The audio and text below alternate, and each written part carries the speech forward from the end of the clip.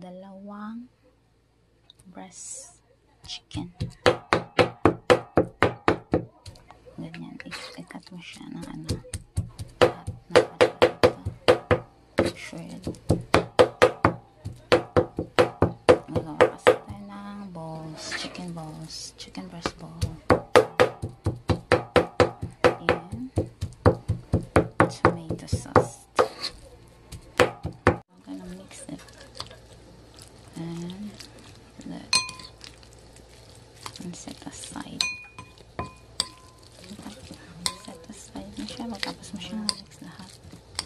And then prepare the veggies. Hello? I-mix po natin lahat yung ginawa natin. Cabbage, chopped, mushroom, garlic, carrots, and paprika. Lahat i-mix. Yan na siya. And then, mag-prepare tayo ng hello. Okay. We're gonna put ito po yung lalagay natin. Yung itim is oyster sauce at saka isang oyster sauce, isang spoon, sugar, half brown sugar, and an oatmeal na ginagamit ng Quaker Oats. Ilagay natin ito lahat.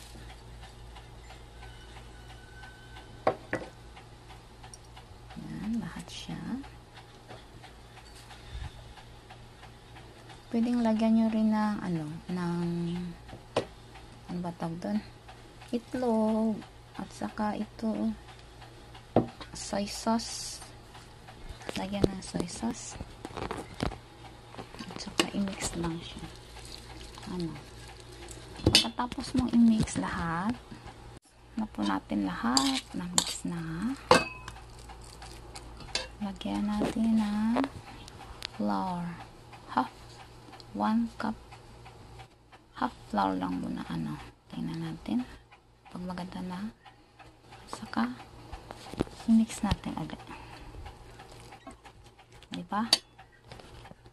Ito na yung itsura niya habang minimix natin.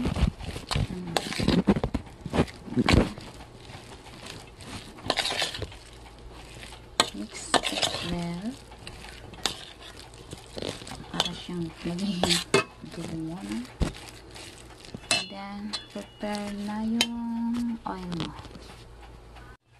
Ito na yung yung oil natin. Yung used oil yan nung ginawa natin nung isang araw. Ayan. Maganda ang sounds niya, Tapos, ito yung ilalagay natin.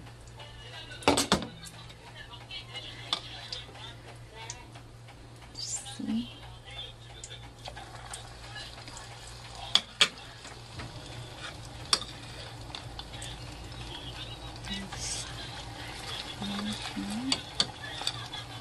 I-double fry mo siya, until it makes brown.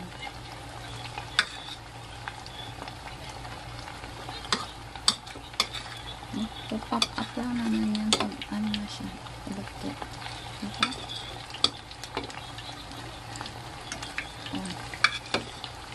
Hirap pang isang camera lang yan. Ang cellphone ko lang kasi.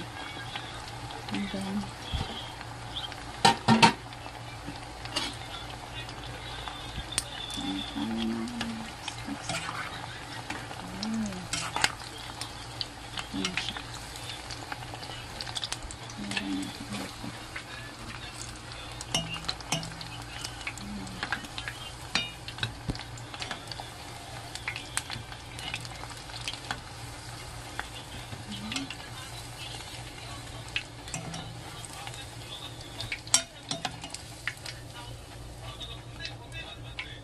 maghintay ulit na ilang minuto kasi nag-iiba kasi yung yung init Celsius. Then ilalagay natin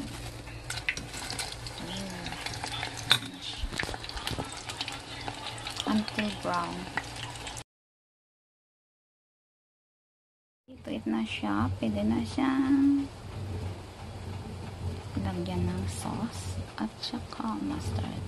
Yummy. Mamaya gagawa ako ulit ng sauce konti. Sauce. Olive oil. Okay, put it inside.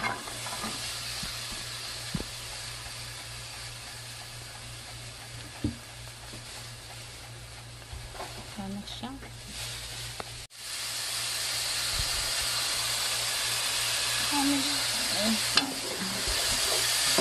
Caramelize na.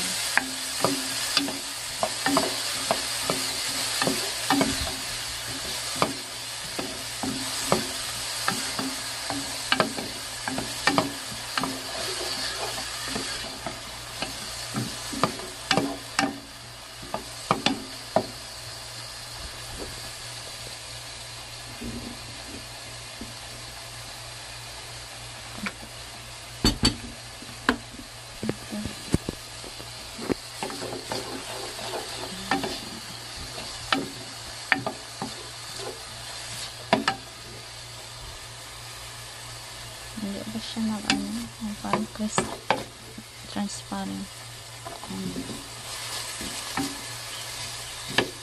Low fire lang para siya. Malambot ng malambot. Yan, yung onion. Low fire lang siya hanggang sa lumambot. Ito na yung itsura niya. Nag-yellow na siya dahil sa yellow. There's olive oil, diba? Ito na yung itsura niya. And then, next is yung carrots. Na-slice yung carrots, diba?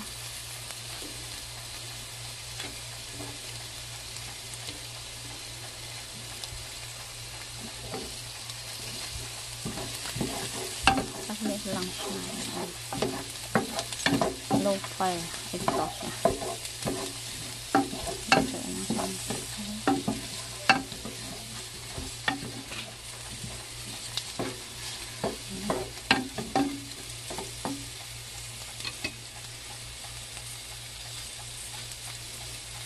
Ilagay natin ito sauce at mamaya konting tubig. Nalagyan ko na ng 6 spoon ng tubig, 6 spoon ng tubig at ito na itsura niya. And then maglalagay tayo ng milk.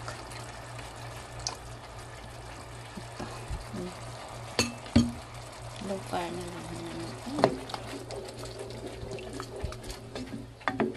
Yan, ang itsura niya. Mamaya konti lagyan natin ng mozzarella cheese. Low fire lang siya.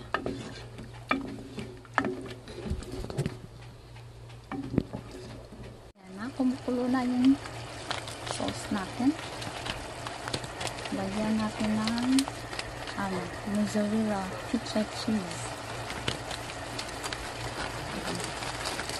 Masarap pag marami. Half ko lang. Ito na siya. Finished product. Ilagay natin dito sa taas. Yan. Makikita mo yung cheese niya. Yan, diba? It tastes sweet and spicy, and it's not spicy, it's sour. Then, mamaya lalagyan natin ng cheese sa taas. Tingnan mo. Ayan. Oh my God. Ayan na siya.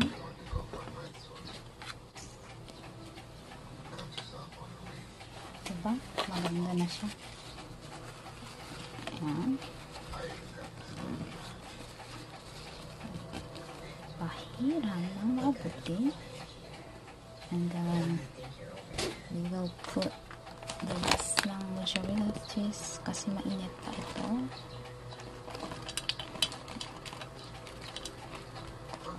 Mas Sarap ito pag inano mo na sa oven ng ng mga 2 minutes, di ba?